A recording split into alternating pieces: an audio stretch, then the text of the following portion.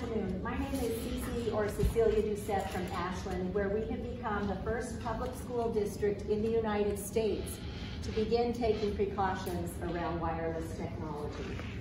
In the 8 years that this legislature has had bills on man-made radiation, our everyday exposures have grown exponentially.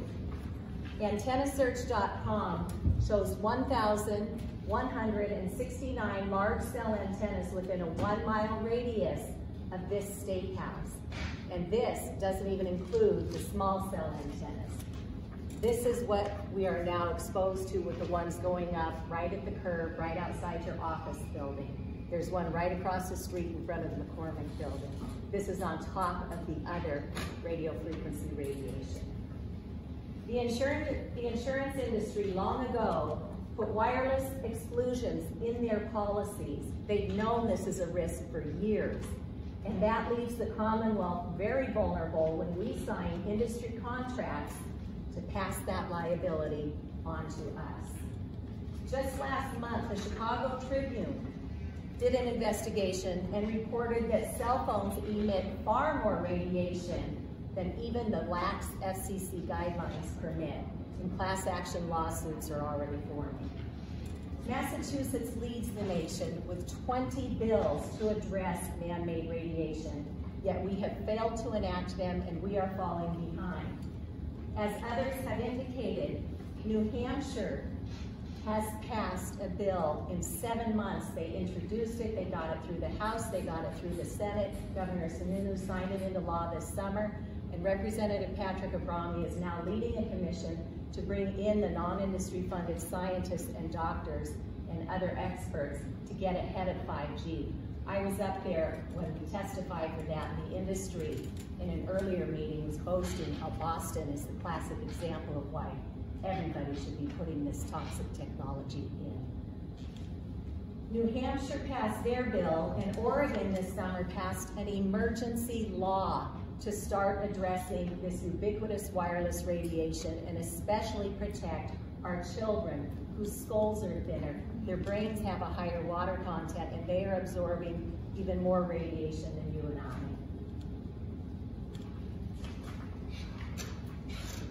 We need swift action on your part to investigate the non-industry funded science, educate the public as soon as possible, and ensure biologically safe technology solutions moving forward.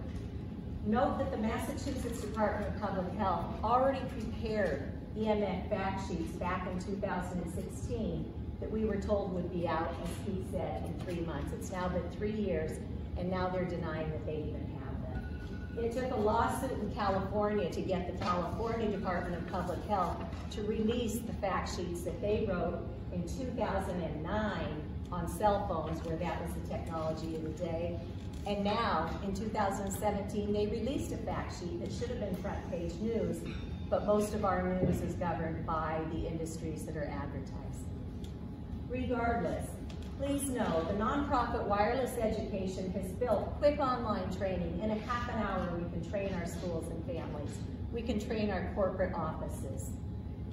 There's also an excellent film that was screened right here at the State House last summer called Generation Zapped. If anybody can get to Shrewsbury tomorrow night, there's a free screening at their public library. We also showed this on a continuous loop at the Health and Buildings Roundtable Conference at the National Institutes of Health. It was selected as the United Nations official entrant. So even though some of us in this room are just hearing about the harm from wireless radiation today, the industry's been that effective at keeping it from you, but the world is responding and we need to step up too. We can also train our healthcare providers.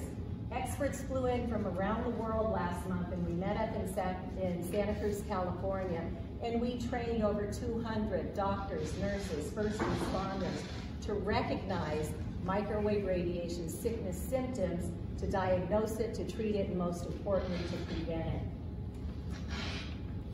And a lot of those doctors were saying as soon as those 5G cell antennas, a lot of people start coming through their doors sick. So we've got to get on top of this.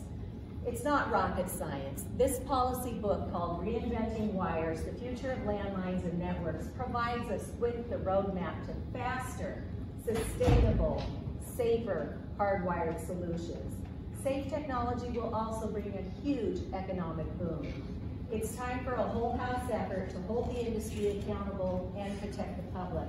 I recommend that you collaborate with the chairs of our committees on education, public health, consumer protection, telecom, utilities, and energy. They've all had bills before them, and they've all received expert testimony. We cannot afford to let this lapse one more session. The Commonwealth needs action today. Thank you for your testimony. And I'll leave the chairs with a copy of the inventing wires. Thank you. Thank you. I want to thank you for your testimony today. And I would like to show you what this radiation looks like. This is a $400 radio frequency meter. If there was no radiation in this chamber, it would just crackle to confirm it's working. If it's in the green, that's where the scientific investigation is still discovering what the biological impacts are, because there are no safe levels of this radio frequency microwave radiation in the scientific literature. When it goes into yellow, that's where people start having electrical sensitivity symptoms. Maybe you're not sleeping right anymore. It's a big one for many of us. Maybe you've got headaches your doctor can't figure out. Maybe your doctors can't figure out your children's behavior issues. Nosebleeds, nausea, dizziness, anxiety, depression, suicidal ideation, cognitive impairment. These are scientifically, yeah. I'm going to ask you to wrap it up. Yeah. Shares to everybody else was just allowed 3 minutes. So that's what we've got. Seven. Yeah, from our rounders.